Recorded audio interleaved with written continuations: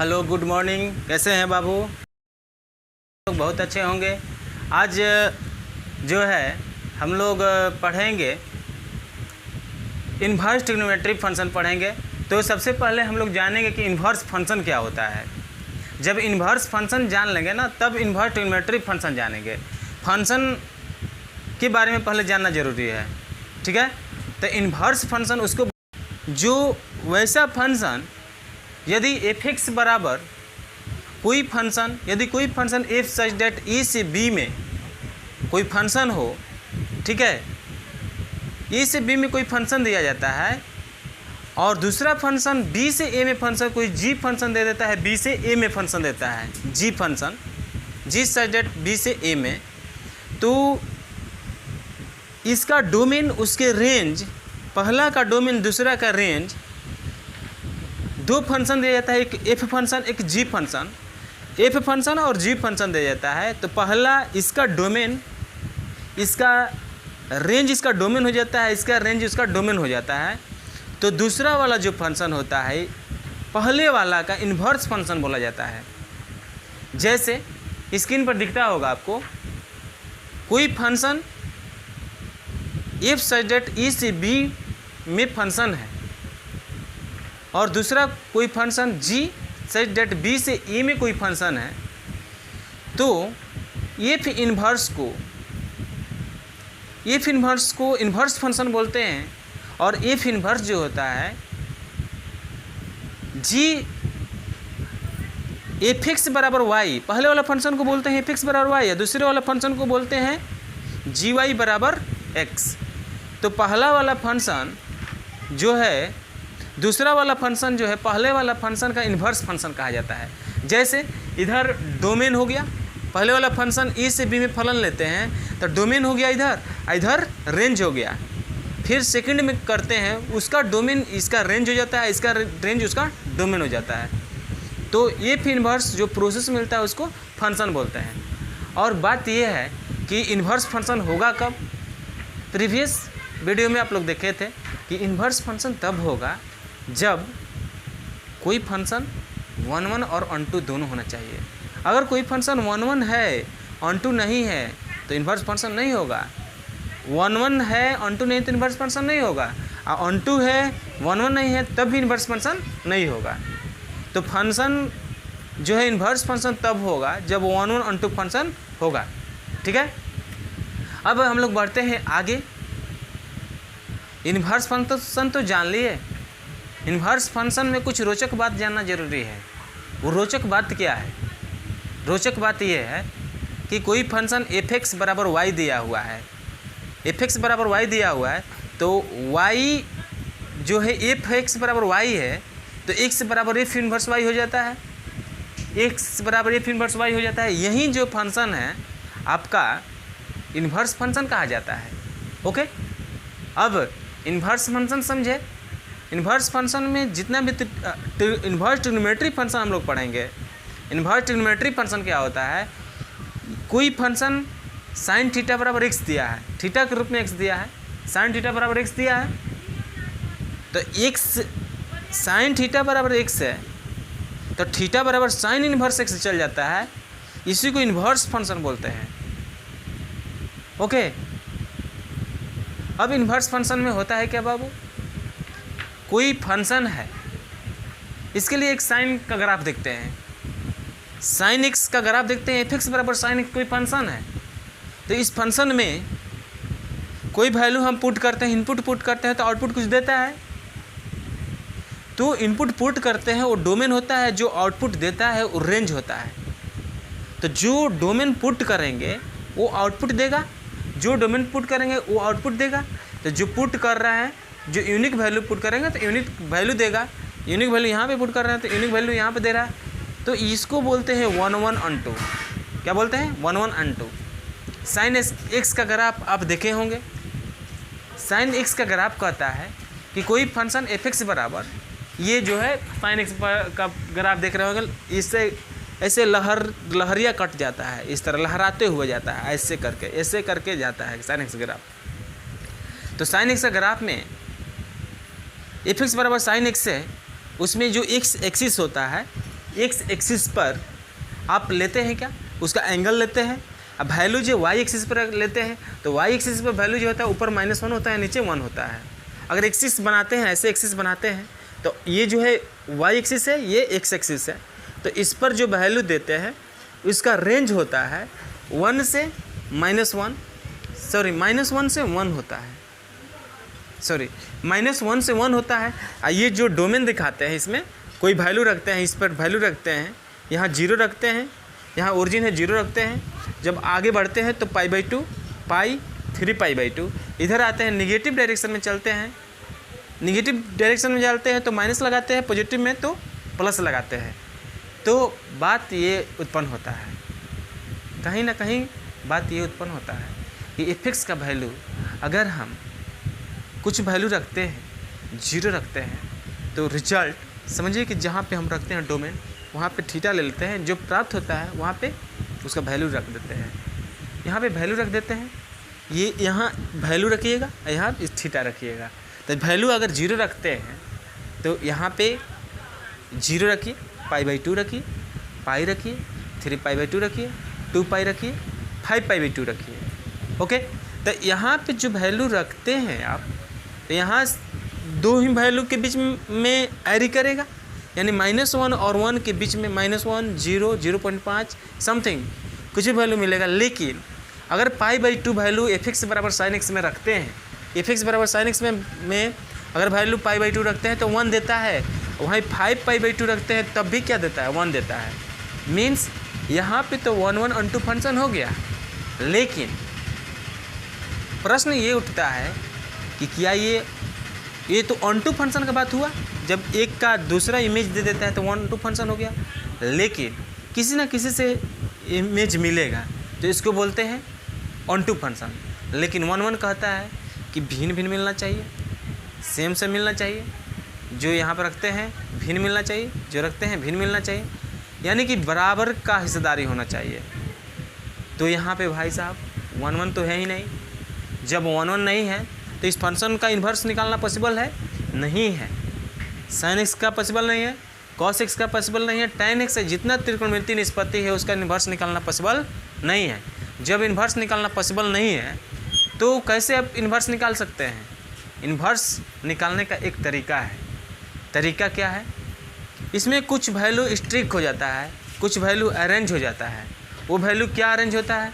जब हम कोई वैल्यू यहाँ पे अरेंज करते हैं, जैसे थीटा का वैल्यू कुछ रखते हैं और एक कंडीशन के अनुसार ये 1 हो जाता है।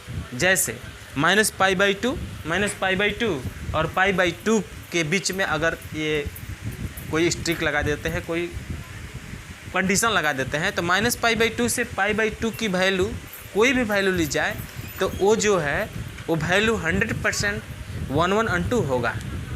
मीन्स ऑनटू तो ऑलरेडी फंक्शन है, तो 1 होगा। त्रिकोणमितीय निष्पत्ति है ऑलरेडी π/2 और π/2 के बीच में कंडीशन लेते हैं तो फंक्शन 1 हो जाता है।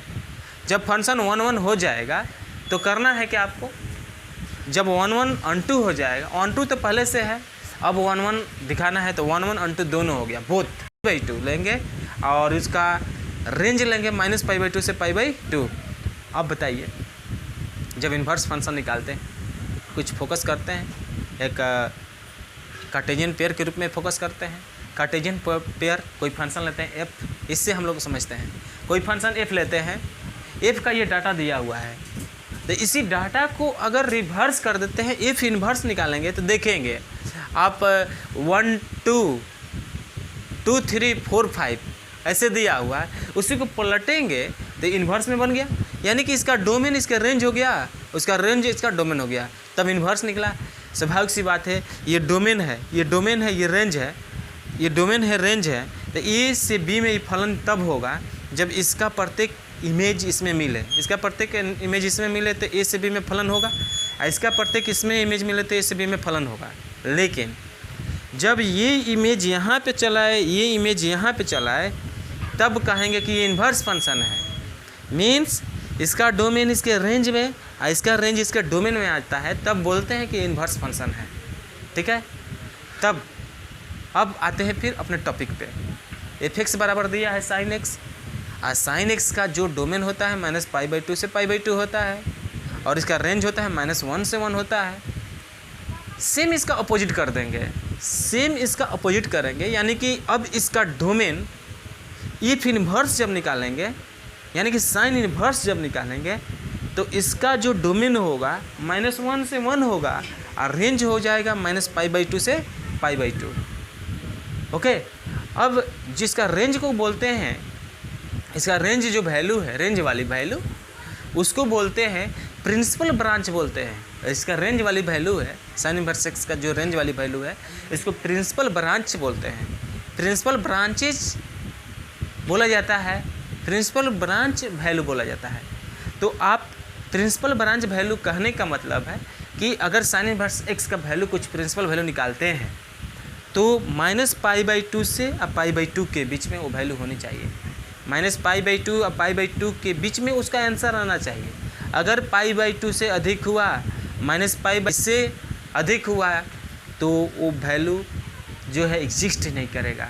और जब वैल्यू एग्जिस्ट नहीं करेगा तो आप उसका प्रिंसिपल वैल्यू निकाल ही नहीं सकते हैं, यानी कि यहाँ पे वो एग्जिस्ट नहीं करेगा। ठीक है, इसके बाद हम लोग डोमेन और रेंज का जो है टेबल देखेंगे और टेबल को याद करने का आपको टेक्निक भी बताएंगे। जैसे स्क्रीन पर दिख रहा होगा टेबल, फंक्शन दिया हुआ है और फंक्शन का जो है डोमेन दिया हुआ है और इसका रेंज दिया है। तो रेंज कह रहा है यहाँ पर, रेंज जो है फंक्शन है, साइन इनवर्स एक्स फंक्शन है जिसका डोमेन -1 से 1 के बीच होता है, यानी कि 1 भी होता है, क्लोज इंटरवल में होता है बाबू। और रेंज जो होता है -π/2 से π/2। यहाँ जो ये सिंबल दिख रहा है, इक्वालिटी दिख रहा है, तो ये इक्वालिटी देखे होंगे, -1 के पास जो इक्वालिटी है क्लोज इंटरवल है, एक्स के बाद भी इंटरवल है, क्लोज इंटरवल, यानी कि टोटल इंटरवल जो है क्लोज इंटरवल को इंगित करता है। फिर ये है -π/2 से π/2, यह भी क्लोज इंटरवल है। कॉस इनवर्स एक्स का डोमेन -1 से 1 होता है और tan इनवर्स का डोमेन -∞ से इन्फिनिटिव होता है, यहाँ पे ओपन हो जाता है। और कॉट इनवर्स एक्स का डोमेन -∞ से इन्फिनिटिव होता है। डोमेन जो है x <-1 होता है, इक्वल भी होता है, या x <1 होता है।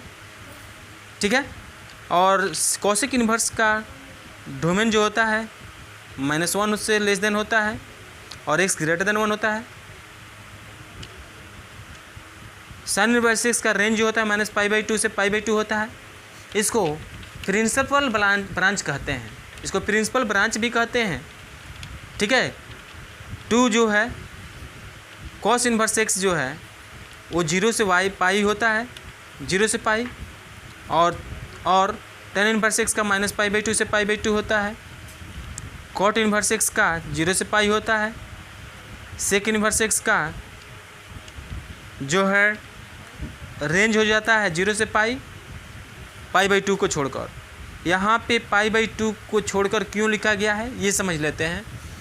y बराबर सेक इनवर्स एक्स है, तो y बराबर अगर सेक इनवर्स एक्स है तो y को 1/y बराबर सेक एक्स मानते हैं कुछ देर के लिए, मान लीजिए, तो 1/सेक एक्स लिखिएगा। 1/y बराबर सेक इनवर्स एक्स है, तो सेक इनवर्स एक्स को 1/cos एक्स अगर कहेंगे, ठीक है, सेक थीटा का उल्टा cos थीटा होता है, तो 1/cos थीटा कहेंगे।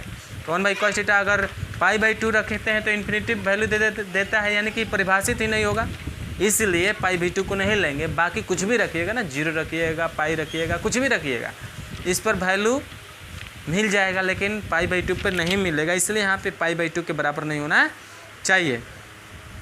कॉसेक इनवर्स का जो है डोमेन होता है, डोमेन तो समझ गए, रेंज होता है -π/2 से π/2 के बीच होता है। और यहाँ y जो है 0 के बराबर नहीं होना चाहिए। क्यों? कि y अगर 0 रख देते हैं बाबू यहाँ पे, तो वो भी जो है ना अनडिफाइंड हो जाएगा, यानी डिफाइंड होना नहीं होगा। ओके, अब इसमें कुछ टर्म बांटते हैं, 3 ब्रांच को एक साथ बांटते हैं और 3 ब्रांच को एक साथ बांटते हैं। तो 3 ब्रांच में पहला जो टर्म है साइन इनवर्स एक्स, देखिए इसमें सिमिलर क्या है, साइन को और टैन को, साइन को, टैन को और कॉसेक को एक साथ रख सकते हैं आप। साइन को, टैन को और कॉसेक को एक साथ रख सकते हैं। इसको एक ब्रांच की तरह याद कीजिएगा, कॉस को, सेक को और कॉट को, कॉस को, सेक को और कॉट को एक साथ रख सकते हैं। ठीक है, क्यों रख सकते हैं आपको बता रहे हैं। देखिएगा, कॉस इन्वर्स एक्स जो है 0 से पाई के बीच रहता है, और कॉट इन्वर्स एक्स भी 0 से पाई के बीच रहता है, और सेक इन्वर्स एक्स 0 से पाई के बीच में रहता है। इसलिए इसको एक ग्रुप में अलग बांट दीजिएगा। अब बाकी 3 बचा, sign inverse x, tan inverse x और कॉसेक इन्वर्स एक्स, सब में π/2 है। ठीक है, इसको एक ब्रांच में बांटिएगा। ये भी ध्यान रखिएगा कि जब भी आप वैल्यू निकालिएगा, ठीक है, ओपन इंटरवल जो है थर्ड क्वाड्रेंट के अकॉर्डिंग अगर देखा जाएगा, क्वाड्रेंट आप पढ़े होंगे, क्वाड्रेंट जैसे स्क्रीन पर दिख रहा होगा, पहला क्वाड्रेंट π/2 और उसके बाद एक्स एक्सिस पर हम लेते हैं 0 से पाई, ओके, 0 से पाई, और वाई एक्सिस को ऊपर π/2 नीचे -π/2। तो फर्स्ट क्वाड्रेंट और सेकंड क्वाड्रेंट, ठीक है, फर्स्ट क्वाड्रेंट, सेकंड क्वाड्रेंट और फोर्थ क्वाड्रेंट में इसका वैल्यू जो है वैल्यू लागू होगा, लेकिन 10 में इससे वैल्यू नहीं निकल पाएगा, 10 से वैल्यू नहीं निकल पाएगा, इसलिए 10 को इसको कट कर देते हैं। ठीक है,